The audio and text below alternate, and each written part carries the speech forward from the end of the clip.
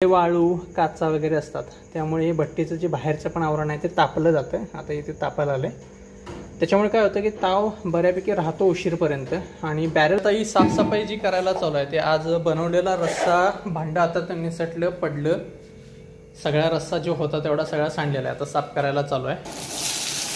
प्रत्येक वेळी यांची ही ऑर्डर फिक्स असते.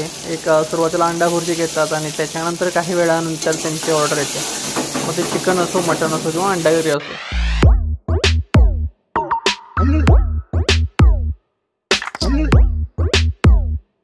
नमस्कार मित्रांनो, स्वागत आहे तुमचं आपल्या यूट्यूब चॅनलमध्ये. आम्ही आता हॉटेलमध्ये आलो आहे. मार्केट वगैरे येताना घेऊन आलो आहे. बाकी चिकन पण आणलेलं आहे. आज मटण आणणार नाही आहे मी, कारण मटणचं दुकान बंद आहे. दुसरीकडे मटण आणायचं म्हटलं तर थोडासा ट्रस्ट इश्यू जो असतो तो निर्माण होतो. आणि आपण जिथून आता कुरकुलीतून मटण आणतो प्रत्येकाला ग्राहकांना माहिती आहे, आणि दुसरीकडून मटण बदललं ग्राहकांच्यामध्ये पण शंकेचा किडा येतो. त्याच्यामुळं आपण जिथून मटण आणतो आणि इकडचे ग्राहक ज्या भागचं मटण, ज्या दुकानातलं मटण खाणं पसंत करतात, तिथलंच मटण आणलेलं कधीशी फायदेशीर असतं.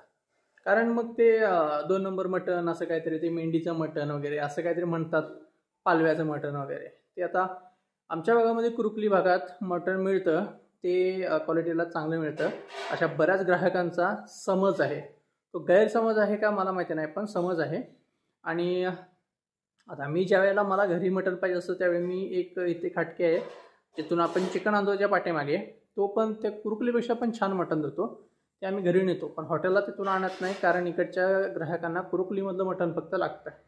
त्यामुळे पर्याय नाही आपल्याला. जशी ग्राहकांची पसंत आहे तसं आपण त्यांच्या हिशोबाने करावं लागणार आहे. ते आपलं काही चालत नाही, ते ग्राहकांना काय पाहिजे, कसं पाहिजे ते आपल्याला द्यायचं असतं.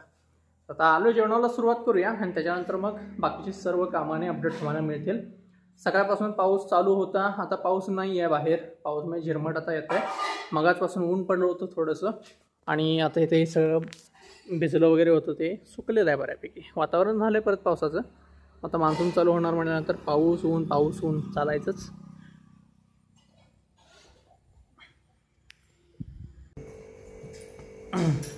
हा इथे आता ही साफसफाई जी करायला चालू आहे ते आज बनवलेला रस्सा भांडं आता निसटलं पडलं, सगळा रस्सा जो होता तेवढा सगळा सांडलेला आहे, आता साफ करायला चालू आहे.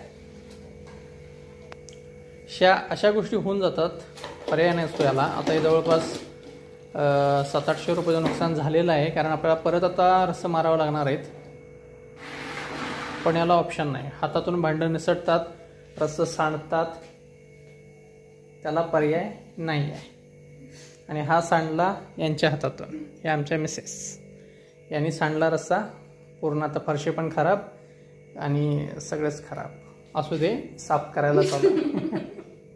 आता हा परत आपल्याला मसाला जो बनवायला लावला तो पांढऱ्या रस्स्यासाठी, कारण मग अशी रस्सा आपला होता तो सांडलेला आहे. आता परत रस्सा, पांढरा रस्सा पण बनवतोय, त्यासाठी आता हा मसाला बारीक करून घेतोय.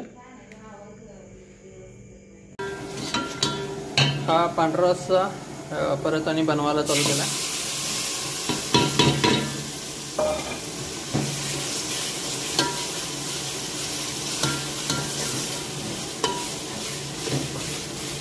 बाकी सर्व जेवण झालेलं आहे, फक्त आता पांढरा रस्सा आपण डबलचा मारायला लागला.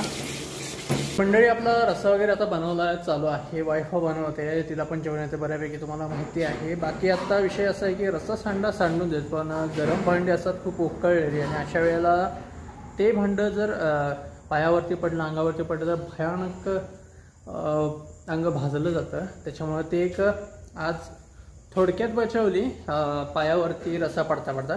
कारण मी सांगितलेलं आहे की एखाद्या वेळेला रस्सा वगैरे सांडला, हातात नाही एखादं गरम भांडं पडलं, निसटलं, ते पुढे सोडून द्या, ते वाचवण्याचा प्रयत्न करू नका, कारण ते परत बनवता येईल. पण एखाद्या वेळेला जर ते पाया वगैरे भांडं पडलं आणि रस्सा वगैरे उकळलेला अंगावर पडला, अंगाचे पळके गेल्याशिवाय पर्याय नाही त्याला.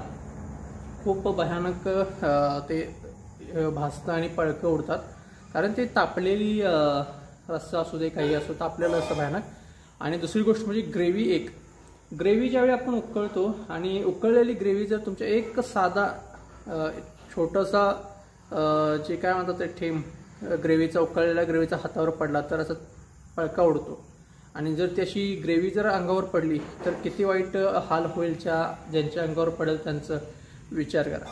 त्यामुळे ते आता सांडलेलं सांडू देत, नशिबानं भाजलं वगैरे नाही कुणाला त्या दरम्यान. बाकी आता तो रस्सा बनवला जाईल परत, म्हणजे बनवलेला आहेच ऑलरेडी. तर असं नुकसान कधीतरी व्हायचं, पण शेवटी सेफ्टी महत्त्वाची आहे काही गोष्टीत. ही भट्टी आपली आलेली आहे 5 मिनटं, म्हणजे आता ऑर्डर आली तर आपण रोटी मारू शकतो. इथपर्यंत याला ताव आलेला आहे. हा भट्टीचा ताव आपण असा ओळखतो. हात वरती ठेवून किती उंच हातावरती आपल्याला हीट जाणवते. आता इथे हात ठेवू देत नाही आहे भट्टी, एवढं तापलेलं आहे. त्यावरती ही भट्टी पूर्णपणे तापलेली. आता हे सर्व इकडचं जे आहे ते भट्टीच्या इकडे वाळू काचा वगैरे असतात, त्यामुळे हे भट्टीचं जे बाहेरचं पण आवरण आहे ते तापलं जातं. आता इथे तापायला आलं आहे, त्याच्यामुळे काय होतं की ताव बऱ्यापैकी राहतो उशीरपर्यंत. आणि बॅरल भट्टी जी असते त्याचा घेरा जो असतो तो एवढा इथपर्यंतच असतो, असा एवढा आहे. 4 बोटं पुढे एवढाच बॅरल भट्टीचा घेरा असतो आणि त्याच्यामध्ये वाळू आणि काचा टाकलेल्या असतात. त्याच्यामुळे ते एवढंच आवरण तापलं जातं. त्यामुळे बॅरल भट्टी लगेच ताव त्याचा कमी होतो. आणि अशी बांधीव भट्टी जी असते ती लांबपर्यंत याच्या काचा वाळूचे खडे वगैरे असतात, त्यामुळे तापली जाते बऱ्यापैकी आणि उशीरपर्यंत चांगला ताव देते. इकडे आपण हे तंदूर रोटीसाठी लागणारे गोळे मारून ठेवतोय. पेढे म्हणतात त्याला, पेढा. तर हा पेढा आपण मारून ठेवतोय.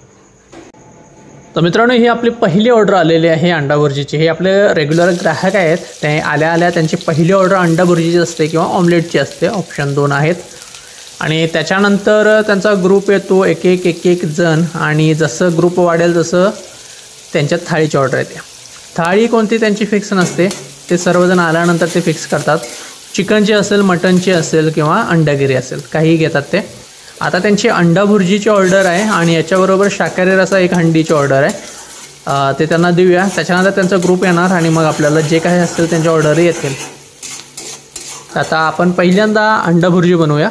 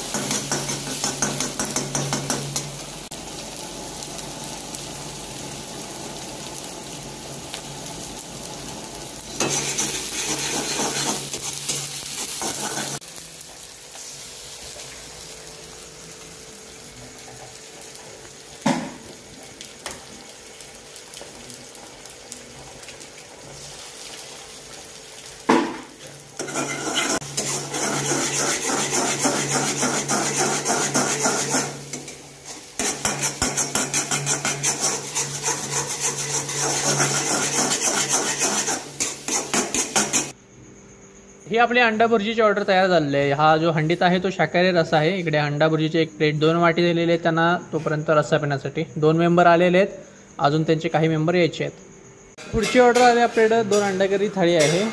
थाळी तयार झालेली आहे. आता पहिला जो ग्रुप आहे त्यांची ऑर्डर अजून फिक्स नाहीत. रात्रीचे 10:30 वाजले आपल्याकडे 1 टेबल चालू आहे आणि बाहेर पाऊस कंटिन्यू चालूच आहे. बारीक आज येतोय पाऊस मगाचपासून. ग्राहकात थोडे कमी झाले पण ठीकठाक झाले, कारण आज पाऊस आहे त्याच्यामुळे थोडंसं जेवण कमीच ठेवतो आहे आपण. पूर्ण पावसाळ्याभर हीच सीन राहणार आहे.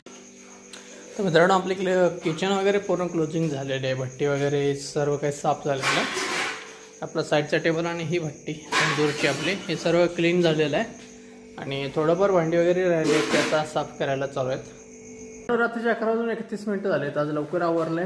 बाकी सगळे क्लोजिंग वगैरे झालेले. किचन बाहेरचं पूर्ण साफसफाई झालेली आहे. बुधवार होता, ग्राहक थोडेसे कमी झाले कारण पाऊस चालू झाला होता. त्याच्या अगोदर आपल्याला जे टेबल लागले होते ते पाऊस जाईतोपर्यंत थांबले होते. त्याच्यानंतर पाऊस गेला पण बारीक झिरमट अजून पण आहेच. आणि त्याच्यानंतर थोडंसं किरकोळ टेबल आले.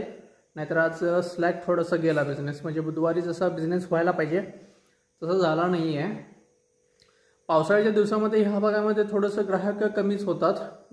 सिटी लेवलमध्ये पावसाळ्याच्या दिवसामध्ये बाहेर जाऊन जेवणं गरम गरम थोडंसं चांगलं वाटतं, पण खेड्यापाड्यामध्ये थोडंसं कठीण जातं, कारण इकडे पाऊस पण खूप मोठा असतो. आणखीन असं नाही की प्रत्येक सुविधा इकडे उपलब्ध असतात आपल्या खेडेगावामध्ये. 2 व्हीलर असते जास्तीत जास्त, बऱ्याच लोकांच्याकडे 4 व्हीलर वगैरे नाही, आणि जेवणासाठी 4 व्हीलर घेऊन अफोर्ड करत नाहीत लोक, किंवा बाहेर निघत पण नाहीत. आपल्याकडे जास्तीत जास्त जी येतात मंडळी ती तरुण पिढी असते धाब्यावरती, आणि त्यातल्या त्यात म्हणजे एकदम मध्यमवर्गीय, मिडल एजचे अशी काही मंडळी असतात ती जेवायला येतात. आता ह्या वेळेला पाऊस वगैरे चालू झाल्यानंतर बरीचशी लोक बाहेर जाऊन जेवणं अवॉइड करतात. एक प्रॉपर पावसाळा चालू झाला 1-15 दिवस, त्याच्यानंतर मग हळूहळू लोक बाहेर पडायला चालू होतात. एकदा सवय झाली पावसाळ्याची त्याच्यानंतर, तोपर्यंत थोडंसं आपल्याला स्लॅग जाईल शक्यता आहे. बघू येणाऱ्या दिवसामध्ये काय असेल ते अपडेट तुम्हाला मिळतीलच. बाकी आजचा व्हिडिओ मी इथे संपवतोय. व्हिडिओ आवडला असेल तर लाईक करा, आणि चॅनलवरती नवीन असाल किंवा अजून सबस्क्राईब केला नसेल तर नक्की सबस्क्राईब करा. भेटू उद्या एका नवीन व्लॉगमध्ये. तोपर्यंत गुड नाईट, टेक केअर, काळजी घ्या, बाय बाय.